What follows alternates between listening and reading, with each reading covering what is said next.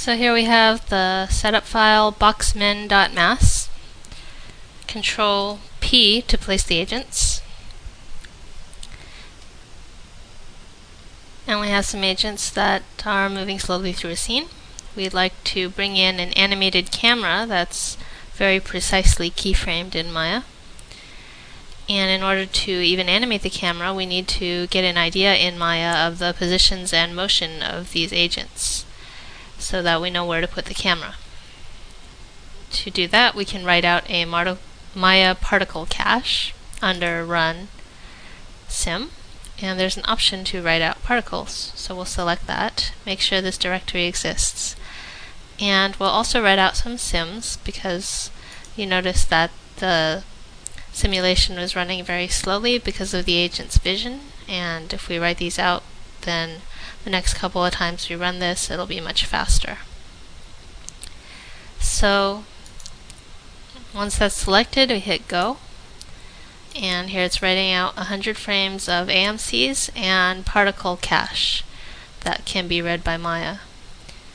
In order to bring the particle cache into Maya, we would open Maya, create a particle, and make sure that those files are copied into the directory that Maya is reading the particle cache from. And then we animate the camera in Maya, and then we export it as a Maya ASCII and import it here. So I already have a file like that, so we would select cameras, make sure that this directory exists. That's where the massive camera file will be saved. That'll permanently store this camera information. And the file we're bringing in is mayacam1.ma. Page down a couple of times to the scene page, and we see that we've added a new camera named mayacam1. The scene is running a bit slowly and not in real time, so let's take care of bringing in those sim files we just wrote out. Pick another camera with a better view, Alt-S, and hold down Shift while left mouse dragging a lasso selection around all these agents. Now that they're all selected, page up to the body page and set them all to replay those sims we wrote out instead of processing with the brain. And now we see it runs in real time. So back down to the cameras, and we get an idea of what the shot will look like with the new camera. Also, we can go to the animation tab and we can scrub to see where this camera will be at any one point in its animation. Now, this should not be confused with the actual simulation time, which, as we can see, is not proceeding. This is just giving you an idea of the position of the camera and what we're looking at any given time in the simulation.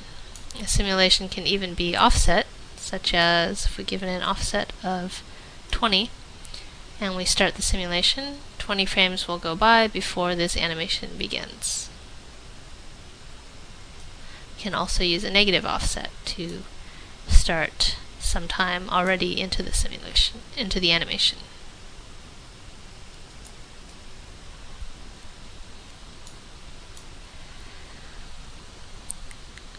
And this is the path that this file will be written out to, and this camera information will be stored and read by Massive in the future.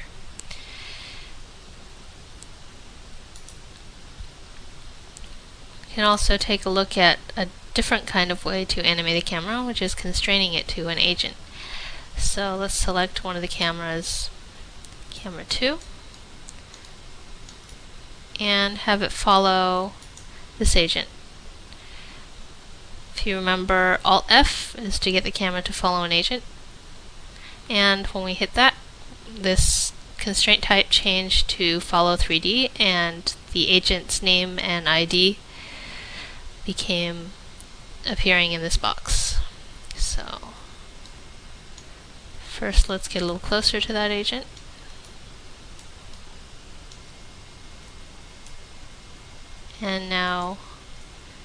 we're following that agent.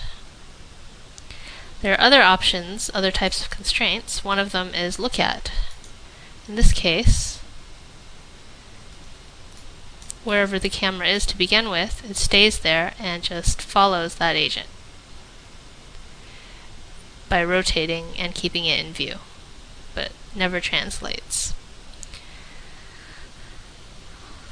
So once we're satisfied with how we've set up our scene, we've made no changes to the actual agents, but we have made some changes to the scene, such as setting all the agents to replay and importing a new camera. So we'll save the setup in the saves directory as boxman2.mas.